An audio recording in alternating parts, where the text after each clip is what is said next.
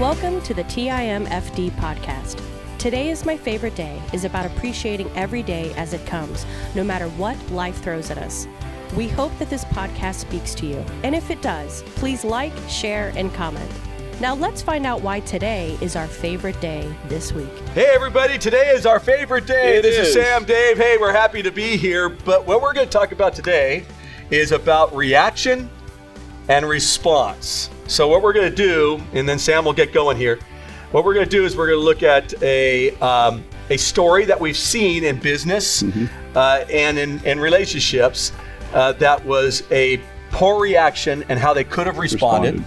Then we're going to look at our poor reaction where we could have responded in our own life. Yeah. And then we're going to flip that and go, hey, we want to react a certain way, but we didn't do that and responded in more a Christ-like way. So you can get a better feel for what we could do in your reaction and response. And if you watch this, maybe you look at what you're going through and maybe how you've reacted and responded and how you could have done things differently. So Sam, go into business. This is a business guy. So talk about business real quick. I had this gentleman who was not my direct supervisor, but his position put him directly over me. And he came into my store, and we were a very busy store. This was a McDonald's. And he wanted to work the store. Well, he worked in one of the positions that caused him to be right in the lane of travel. Okay, well, what's the big deal? He was a big guy. Big guy. All right. Okay.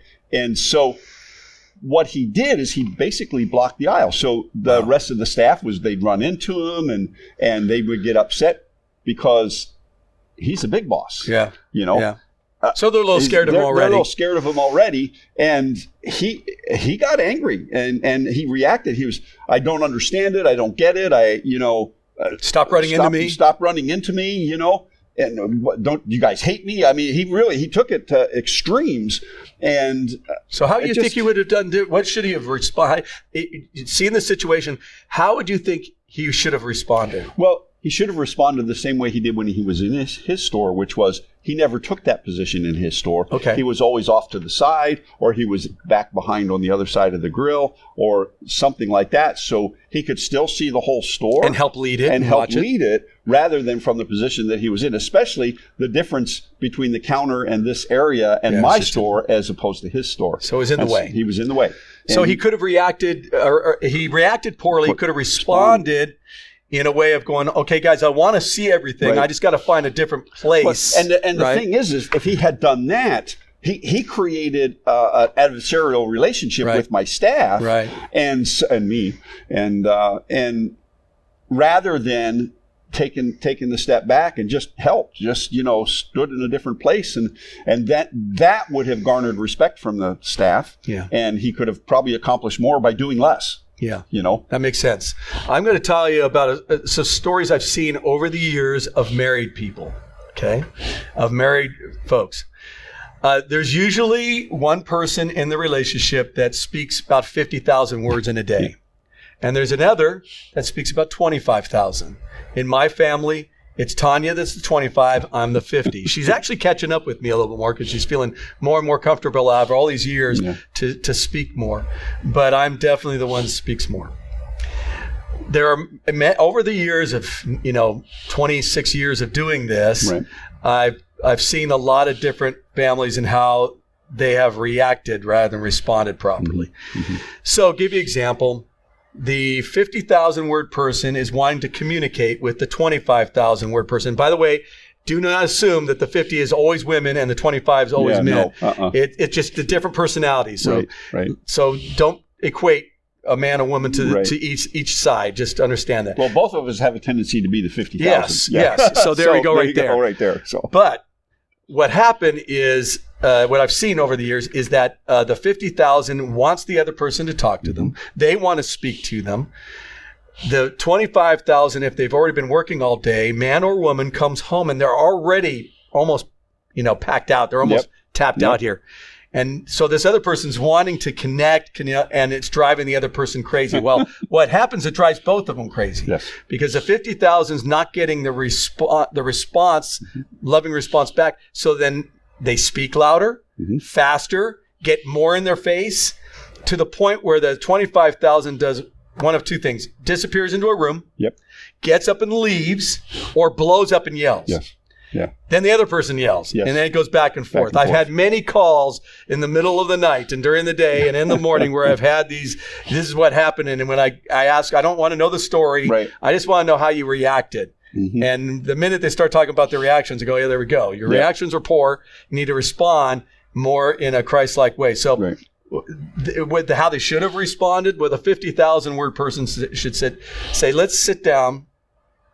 And they probably need to go to counseling for one. That's one. Yep. And the counselor will tell them how to paraphrase, how to do active listening. So the 50,000 slows down, the 25,000 doesn't shut down. Mm-hmm. And both of them are doing it at the same time. Right. And then they end up learning how to giving each person a chance to talk, the other person listening, and then actively speaking back. Mm-hmm. And now they're communicating. And then the 25,000 person could say, this many words just overwhelms. Yes. And the 50,000 word person is going, this much quiet kills me. Mm-hmm. And then they could talk it out and have a happy medium and continue to talk it out in a healthy way. So that's a reaction and a response. One is a long-time marriage. Yep. The other one is a marriage that could end up destroying itself. Right.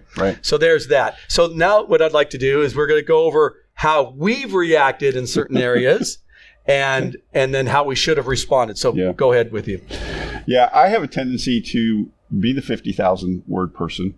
And so for the longest period of time, I would finish people's sentence. And so in business, that doesn't work. Oh. Okay. So we had this restaurant, and there was several of us that were partners. Okay. And we were doing a special dinner for, at the time it was JCPenney's. Okay. And we had these, they wanted these steak sandwiches, and they were on a charbroiler, and you can only put so many on there. And even when you do, it's going to flame. Mm-hmm. Okay. And so I'm running it. I'm doing just great. And she said, I got flames coming here, flames coming there, but I'm in control of I know what's going on, right? And one of the servers comes around the corner. We have a fire. And I should have responded, and I didn't. So how did you react? Used words I shouldn't have used. Okay, got upset. Voice loud, loud voice and everything. And unfortunately, or fortunately, it was my partner's wife. Oh. And he's working right next to me, and he realized what she said to me, and so we worked it out. So how would you respond differently on that? So the correct response would have been, at the time, we kept a water bottle right by the charbroiler, and when that happened, you just put the flame. It's like working a grill at the house, right? And the correct response would have been to say her name and say, no, I have this under control. This is what I do. Yeah. And that would have been a response. So the opposite, the reaction, just, and we remained friends and everything else, but at that moment, it was a freak out. I know that with me, and I've talked about this story before, but my youngest daughter, Rebecca, liked to push buttons. And she would never get me upset. It just wouldn't do it. I'd slow things down. One day, she was about 16, and she was in a manic place at that time. If you know anything about Rebecca, she battled with mental health issues, schizophrenia, and bipolarism. And she was just in one of those places, and she was I could tell she was wanting to get me. And she then threw out a good F-bomb at me and gave me a one-finger salute and said, I want you dead. And that's hard for a parent to hear. Yeah. And for an adult to hear. Yeah. And so I just looked at her and said, do not do that. And I yelled it. And I think I've talked about this before. My voice can carry a long distance. Yeah. And I was a coach for many years, so my voice can carry through a stadium. And that, no joke. It's just how I'm built. And so I yelled at her. No one says that to me ever. And it went through our neighborhood. And because it went right outside of our house, right through the walls and right out to the house. And she looked at me with this big smile, and she looked at me and said, I got you. And she did. Yeah. She did. And so I've never yelled like that. And so I I turned around and said, okay, slowed myself down and said, Rebecca, I'm not doing that anymore.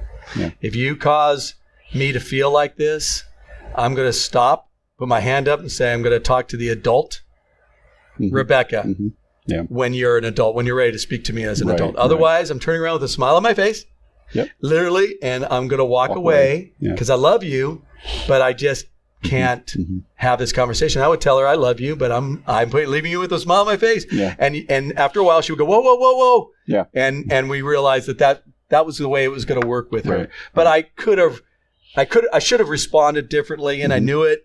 I let my anger get to me, and it scripture talks about not letting that anger get to you, and it did. So both of us reacted poorly. Yeah. So let's talk about how we would, we wanted to react a particular way, but didn't. Yeah. And we responded a positive way. Can you think of something like that? Yeah, my family is spread out all over the place. They're from Poland to South Dakota. Yeah, I know they're all over. They're all over the place, right? And we've had discussions over the years with our family that's in Poland. And for the longest time, we prayed a certain way. My wife prayed a certain way. Now, she knows the story, and I know if she listens to it, she's going to understand, and so I'm okay with that. But she would come to me with, I don't understand why Max is doing this. Max is our son in Poland, and they're happy. Dave, you wouldn't believe it. But anyway, and she would get upset with me because I wasn't getting upset that Max wasn't acting the way she wanted him to. Sure. That's what it boiled down to, right?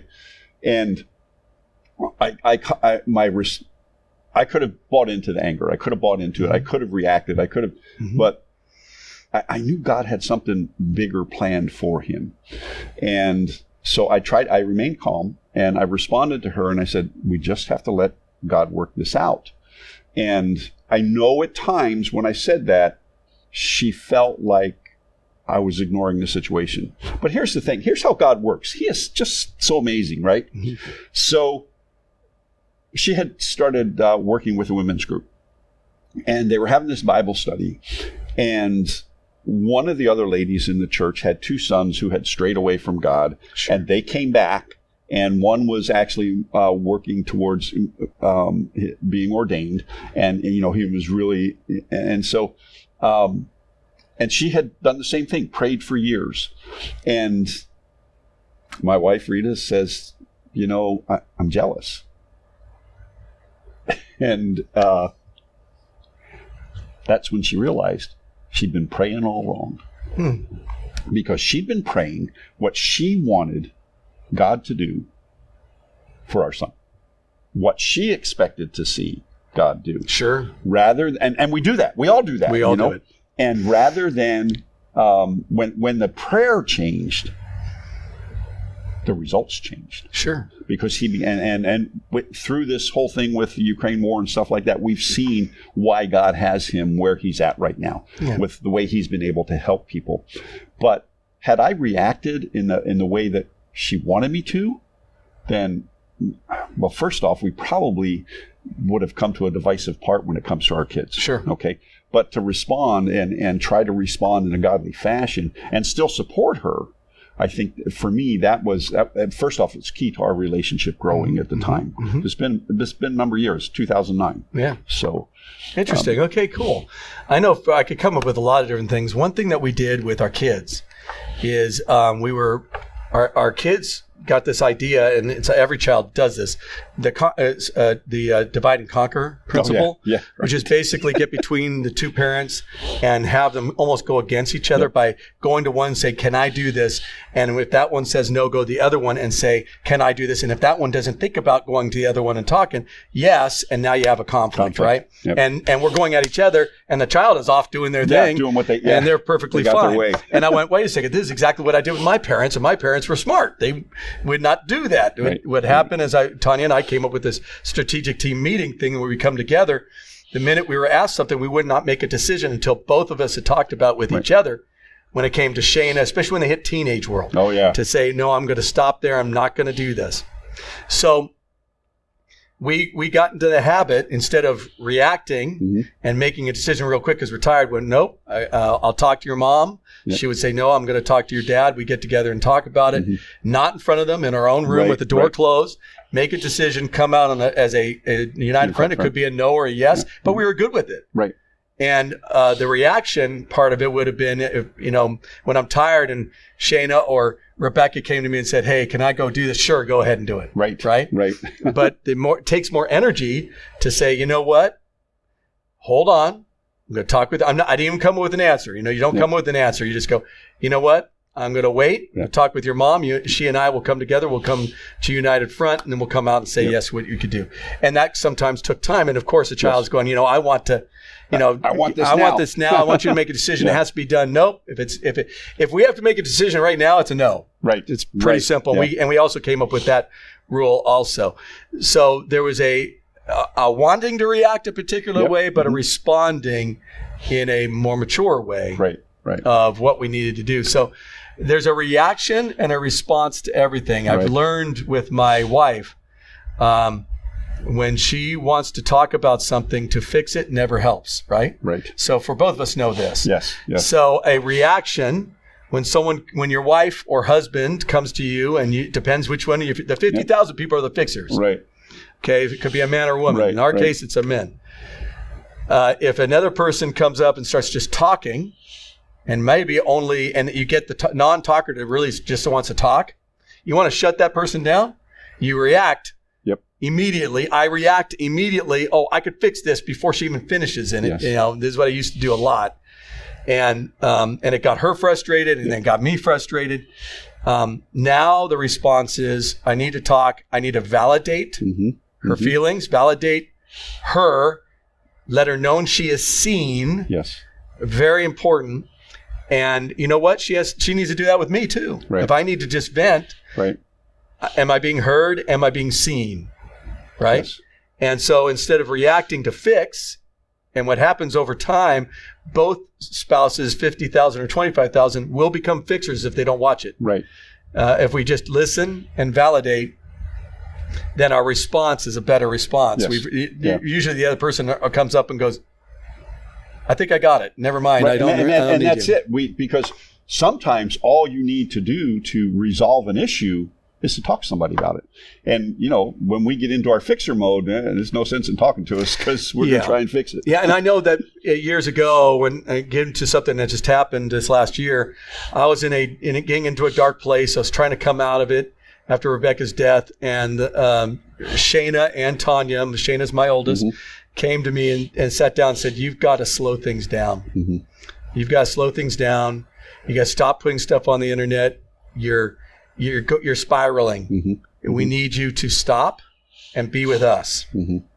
And my normal reaction years ago would have been, ladies, you don't know what you're talking about. Right. I know what I'm doing.